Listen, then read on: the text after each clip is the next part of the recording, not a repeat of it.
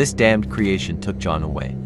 I don't know where it came from. We just came back with him to the village and suddenly it jumped out of nowhere. I ran here to take ammo. Damn, some strange sounds in the barn. Maybe this is it.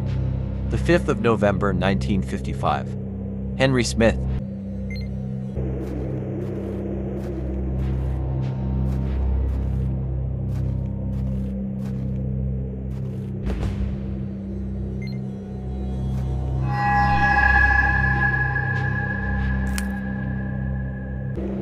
Warning, you are in the zone of chemical leakage. All residents within a radius of 20 miles were evacuated. The 20th of September 1955, FOG, Inc.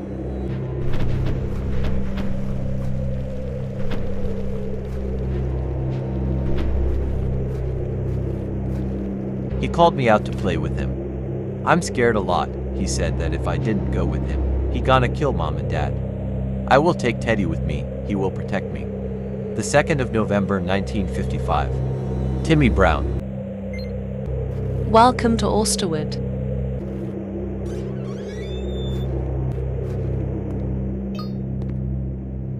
I'm worried about Henry. He wasn't at home for 3 days.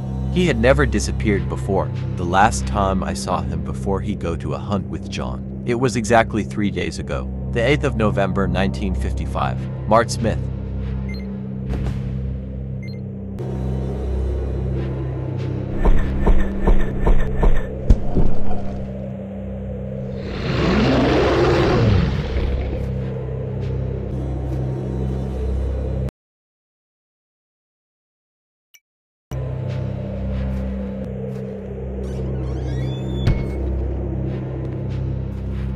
Something wrong with this diabolical place.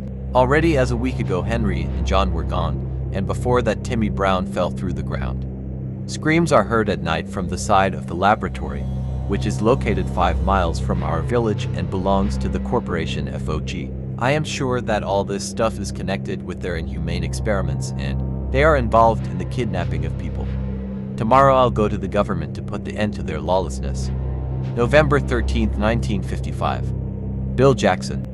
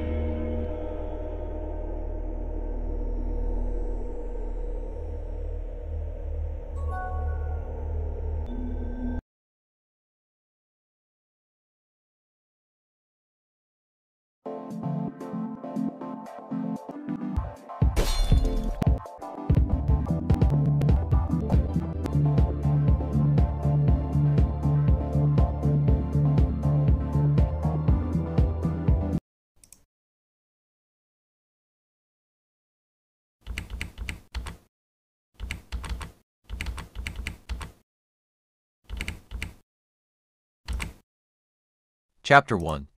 The beginning of autumn is the time when the last warm days of summer are replaced by cool and rainy weeks. Many people do not like autumn because of her imposition of depression and loneliness, but not Jack Walker, a young writer who stepped back from the bustle of the city and found inspiration for his new book in the mountains, not far from the village with the strange name Austerwood. Jack was just working on a book in his luxurious home for those places, when suddenly, Chapter 2. Night. There is a knock at the door. To say that Jack was taken aback didn't say anything. Who can be knocking at a stranger's house door at late hour? Gathering his thoughts, Jack took the key and opened the front door. What he saw shook his imagination. Instead of a pleasant lawn in front of him was a dark tunnel, covered with bright red lights, and at the end of the tunnel was a metal door. Without knowing why, Jack entered the tunnel and opened the metal door. Behind the door there was a strong buzz of wind. Because of the thick fog it was difficult to make out something, but for Jack it was obvious that he was somewhere in the woods. After walking about half a mile along the path, the rider could see a sign with the inscription "Welcome to Osterwood." All the houses of the village looked old. There were no sign of life in the houses themselves. All that the rider found was local notes, dated 50s. The only thing that motivated the rider is the idea that this is all a bad dream. Indeed, it was difficult to believe in the plausibility of happening. In one of the houses, Jack found the key to the sheriff's house. He opened the door of the house with the help of the key and saw a familiar picture loomed: the same tunnel, the same lighting, the same metal door at the end of the tunnel. Our young rider bravely entered the tunnel and opened the door, but nothing has changed, the same tunnel, though this time the metal door at the end was wider. Approximately at the half of distance along the way to the second door, a terrible beast beats out the door and begins to roar at Jack.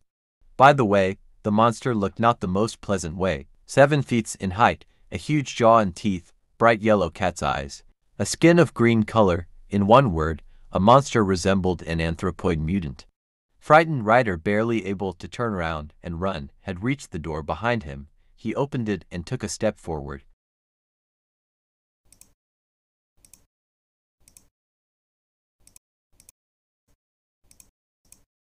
From Unknown.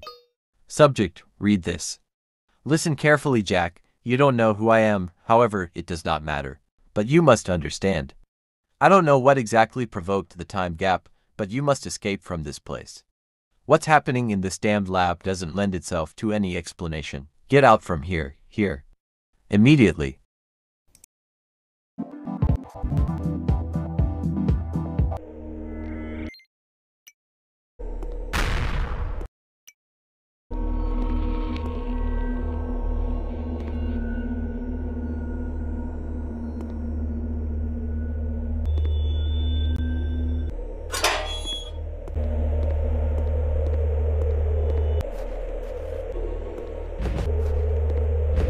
Ha!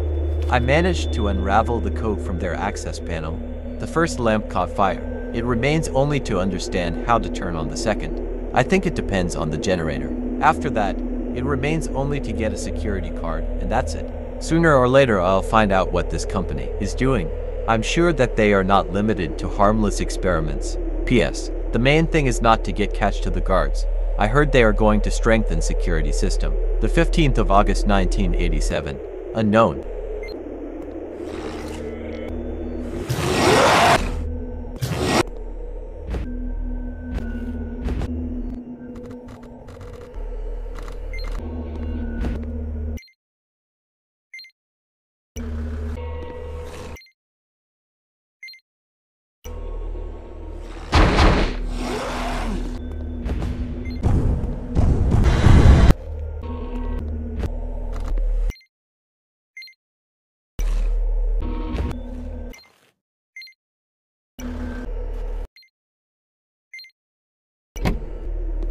The 10th of June 1986, supply of chemicals for the laboratory. The 2nd of January 1987. I know in the magazine I'm not able to write this, but I'm dying of boredom.